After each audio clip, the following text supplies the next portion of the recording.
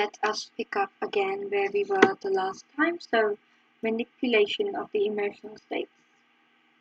So, before we explain, again, we are using a method known as stooge or confederate. And before we move on, stooge or a confederate is a person that is working in line with your researcher, with your experimenter, and he is basically your way to manipulate social settings. So, for example, you're conducting an experiment about how people react to, when someone is sad in the cafeteria. So you will have a stooge or a confederate, and he will have a determined list of behaviors, predetermined list of behaviors, which like sad behaviors, and he will act them out, and the other participants in your study will react to him. So again, he is part of the manipulation of your surroundings. That is basically the explanation of what a stooge or a confederate is. Before we explain the stooge's behavior, it is very important to note that the participant must interact with the stooge within 1 minute of receiving the injection, because the effects of adrenaline or epinephrine kick in 1 to 2 minutes of the injection. And if the participant is exposed to the stooge's behavior after the physiological arousal side effects have begun, then they will not associate those side effects with the stooge's presence, and they will instead associate them with events that happened prior to the stooge's appearance. However, if they are introduced to the stooge and then the physiological arousal begins, then they will associate with the events that precede the stooge's that follow the stooge's arrival. So you meet the stooge, he starts to act, and then you experience physiological arousal. You're more likely to evaluate your physiological arousal on the basis of what happened after the stooge came in, because that is also when your physiological arousal started. Right, enough of this. So there are two conditions that we manipulate socially. The first is the Euphoria Condition, where we expect the stooge to react quite happily, joyfully, in a cheerful manner, excitingly. Yes. So immediately after the experimenter had injected him, so he returned with another person, our stooge or our confederate, and the stooge was introduced as another participant. So yeah, that's another deception as well. So they were instructed to wait for 20 minutes for the suproxone to kick in before they could begin their vision testing. Obviously, this is another deception because, as we mentioned previously, adrenaline only takes 1 to 2 minutes to kick in. The reason for making them wait 20 minutes is so that during these 20 minutes is when the social or cognitive manipulation happens. During these 20 minutes, the participants are exposed to the stooge and are expected to either take or not take on their behaviors or their emotions. So the experimenter told them that while waiting, they could use scratch paper, rubber bands, whatever was around them. And again, he apologized for the messy state of the room they were in. It is to be noted that the room was purposefully put in a messy state so that the participant was more inclined to join in on the activities.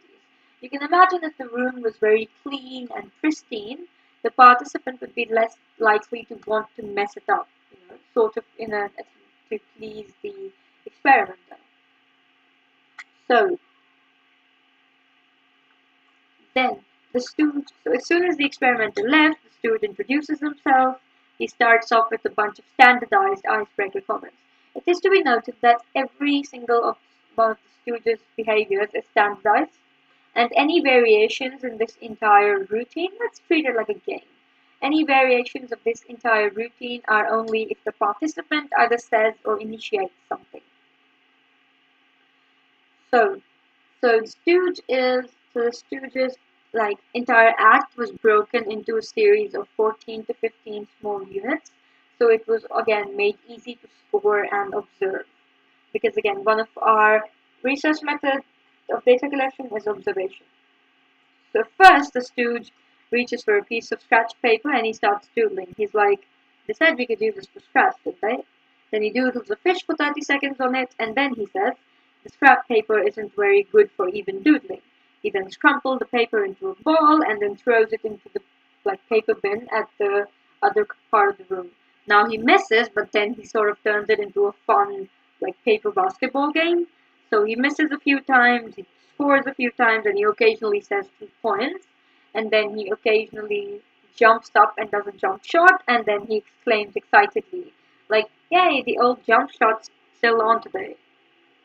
You can see how we are progressing from a mildly amusing scenario to a more and more excited and hyper and just overall very energetic and you could say euphoric, mood. And then the stooge continues his basketball game and he's like, the trouble with paper basketballs is that you don't have much control. Then he gives up and then says it's one of his good days, he feels like a kid again, so he'll make a paper plane. So he makes the paper airplane and then he says he'll make a longer one.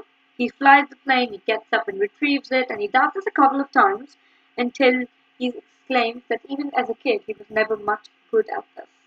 Again, you can see how it's a very happy, cheerful routine. Sorry. And then he tears off a piece of the plane. No, first he throws the plane at the subject. Again, this is a subtle attempt to get the subject to join in. So he tears off the part of the plane and he says maybe this plane can't fly, but at least it's good for something. He makes a slingshot with a rubber band and then he slings that paper ammunition a few times, and then while he's shooting, he notices a pile of paper manila folders across another table. So what he does is he picks them up, he stacks them all into a tower sort of, and then he shoots at the tower of manila folders from across the room with his handmade slingshot. He does this a few times, he misses, and then when he goes to rearrange the folders again, he notices that behind the blackboard there are a bunch of hula hoops. Now, hula hoops, what he does is, he's like, hey, this is great. So he reaches for one hula hoop and he puts the other within arm length of the participant. Again, this is a subtle way to sort of encourage him to join. And then he twirls the hula hoop a bit and then he exclaims proudly that it isn't as easy as it looks. He does the hula hoop in his arm and he exclaims, hey, this is great. He replaces the hula hoop and then he sits down with his feet on the table, again very leisurely, and shortly thereafter, the experimenter re-enters the room. Now this was the entire routine of the stooge that was part of the Euphoria Condition. It is quite important to note that this routine is standardized, which is another control that moves towards reliability, and unless the subject initiated any activity or contact, it progressed in fairly the same amount of time, so approximately 20 minutes.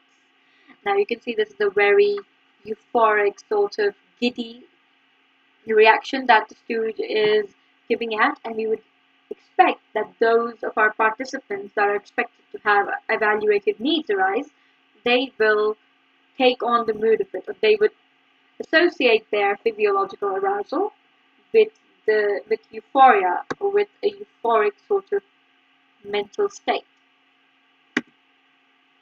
Again, this is a visualization of what he might look like. Again, you can imagine an old man throwing paper planes to be an even more amusing picture.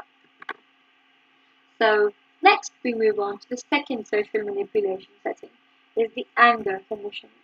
So immediately after receiving the injection, the experimenter, again, it needs to be immediate. So the experimenter brings in a stooge into the subject's room and he introduces the two again as another participant, and he explains the necessity for a 20-minute delay again for the suproxin to get absorbed into the bloodstream, basically for it to take effect. And he says, instead of giving them free time, he's like, we would like it if you could use these 20 minutes to answer a questionnaire. He hands out the questionnaire and he concludes with saying, I'll be back in 20 minutes to pick up the questionnaires and begin the vision test.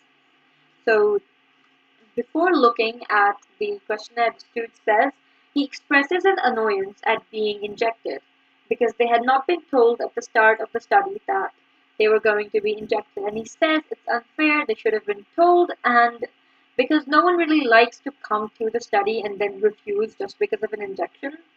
So again, he's like putting out a very relatable sort of annoying problem, right? Something that the participant can very easily agree or disagree with. So again, his routine is supposed to be very irritated, angry, just set an overall, you know, frustrated mood. So the questionnaire is 5 pages long, and it starts off with asking basic innocent details about them, but then it grows increasingly personal, insulting, and irritating. So it's 5 pages long too. So the student is sitting directly opposite the subject, and he paces his questions or his answers at such a pace that they are similar to the participants. So whatever question the participant is filling out at the moment, the student times his own so that they are both doing the same question at the same time.